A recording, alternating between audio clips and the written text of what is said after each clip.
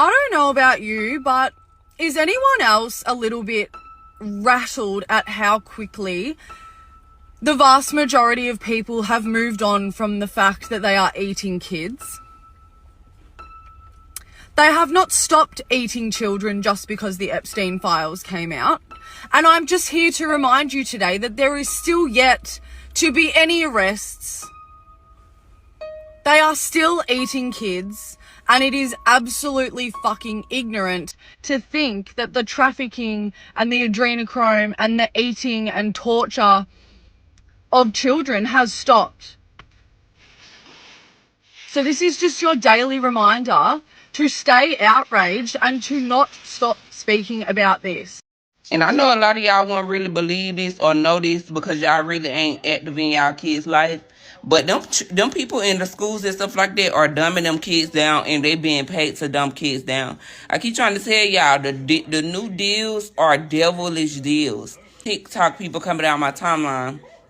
They've been down my timeline lately or whatever, and basically they doing math and all that. And y'all know I like math. I ain't saying I'm the best in math, but I love math, right? And these people are literally, I don't know what they're doing, but they'll put a problem on the board and the answer won't be there. And then you could tell that the people who are teaching this stuff are doing witchcraft to make these people mind boggled. And then, on TikTok, they have people in the comments, but most of the time, everybody in the comments are with the person over the live. My baby's school, and basically, I went up to his school, just popped up one day, and basically they had my baby on something that he would not know, he was on math, and it's the same math that these people are doing on TikTok right now. Holy Ghost Ben told me to talk about it. I made a video, but I ended up deleting it or whatever.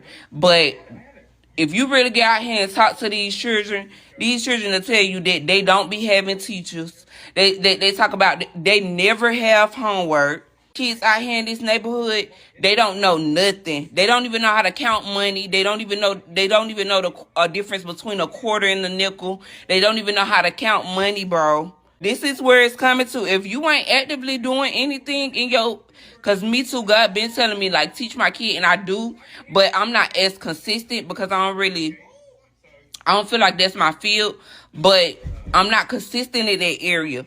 This where we at. You gonna have to freaking teach your kid yourself because these people they're being paid to dumb kids down. Y'all don't even notice how drained y'all kids is. The witches and warlocks are in them fields. Y'all don't believe that? That's the truth. These witches and warlocks are in that field, and they being paid to drain y'all kids, steal them children's stars. That's why God said pull children out the schools. The schools aren't safe no more. Predators are all in the schools. If y'all ain't seen that, all the kids be having dark circles around their eyes. Was to go into them classrooms and really, because y'all not active parents. That's the truth. Y'all ain't active parents. That's why y'all don't know what be going on in the schools, because y'all care about money more than y'all dang on kids. All them kids have dark circles around their eyes. God was showing me that they be infecting these kids and everything. They're coming after your children. Watch this. Section 6 and 7 of the Act change existing law in order to permit a provider to administer preventative care, including vaccinations, to a minor child without the knowledge or consent of the parents, and even if the child is incapable of providing informed consent. And the Act keeps the records of that preventative care permanently hidden from the parents. I actually don't think I have to say anything more, but I will go a little further. The legislative summary of this provision on Senator Roush's webpage is not correct. The summary says the bill allows, quote, mature minors capable of consenting to medical treatment, unquote, to access vaccination. But Section 12F, as amended by the proposed bill, does not contain any such limitation. The provision relating to access to preventative care does not require that the minor be mature, does not be of any particular age, or have the intellectual or emotional capacity to make important decisions about health care. There is no limitation. This is the demonic disaster zone, Rebecca. who's trying to pass this law. In Earth Month, about the amazing legislation that we are bringing to the Senate floor this week, the Environmental Bond Bill. You guys need to go to her page and let her know, if you're in Massachusetts, what you think of this. So this is going to be widespread one day because these demonic entities are working for the darkest force on the planet. They want to control your children. They want to let your children decide if they're going to get their body parts removed and if they're going to take vaccines. Go let her know how you feel about this because this is really scary. So this is direct from Rebecca's page, her nonsense law. And at the bottom it says, this law allows mature minors. What's a mature minor? Explain that one to me. Capable of consenting to medical treatment. You're right, like 13-year-olds are able to consent to having their breasts and penises removed, to access routine and safe preventative medical procedures such as vaccination. So on Rebecca's page, she goes on to say that this is an act, this rule is already in practice. They passed a law that the mature minors are able now to consent to minor medical procedures like checkups, psych evaluations. Remember, they're diagnosing your children with psych conditions, giving them medications.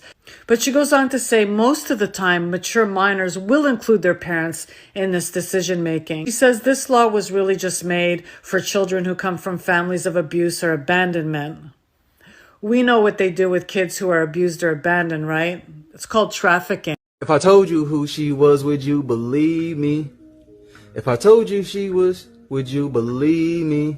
Family, this one is kind of heavy and deep, but I promise you I got some proof. Bear with me. This honeypot situation still boggles my mind to this day. And it's just some things that I've just been thinking about. So I'm going to put something right here so you can take very, very close look at it. So yeah, look at that real quick. Believe it or not, that date also has another very significant meaning in Miss Lauren London's life. So I'm going to put that right here. So take a look. Yep, that's very significant, I would say. Kind of put her in her position. Now, on the intro, I told you she was part of the 6 Pointed Star people, and you probably thought like, bro, she's black. No, she's not. Well, I bet you never knew who her dad was. Look at that. Weird, right? But she loved him. She had nothing to gain. Bitch, she got a TV show the month after his death, and that bitch only lasted 2 seasons. Symbolism is extremely real.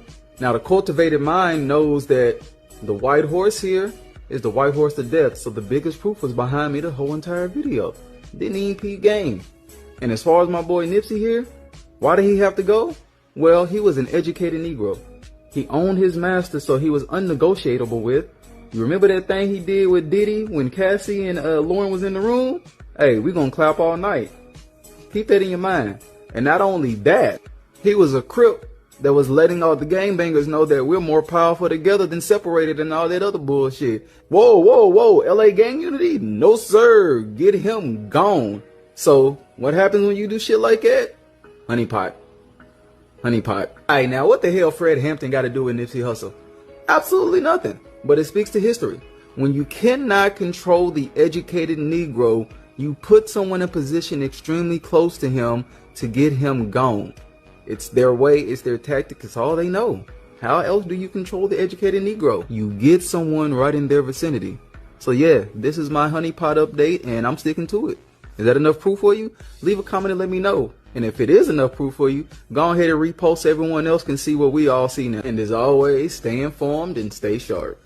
I was starting a garden from scratch right now. These are exactly the 5 things I'd put in the ground today. Americans eat almost 50 pounds of potatoes per person per year. Almost no home cook actually grows them. Potatoes are one of the simplest things you can grow in your garden. All you need some grow bags, some soil, some mulch, sprouted potatoes. Don't plant them all at once. You stagger planting them every 6 weeks. So you have potatoes coming at you all season. Not like a farm, like a conveyor belt. Globally, the average person eats 50 pounds of tomatoes a year. Fresh canned sauce, all of it. But most people only grow 2 tomato plants. Almost no home cook actually grows enough to sustain what they cook. All you need to start is 6 plants. learn how to preserve them, and your pantry is going to look extremely different come October. Salad greens are eaten every single week in most households. And arugula specifically, one of the most expensive greens per pound at the grocery store. And yet, here's what most home cooks don't know. This actually self-seeds. Plant it once, it drops its seeds, it comes back. It doesn't bolt like crazy in the heat, it just keeps giving and giving and giving.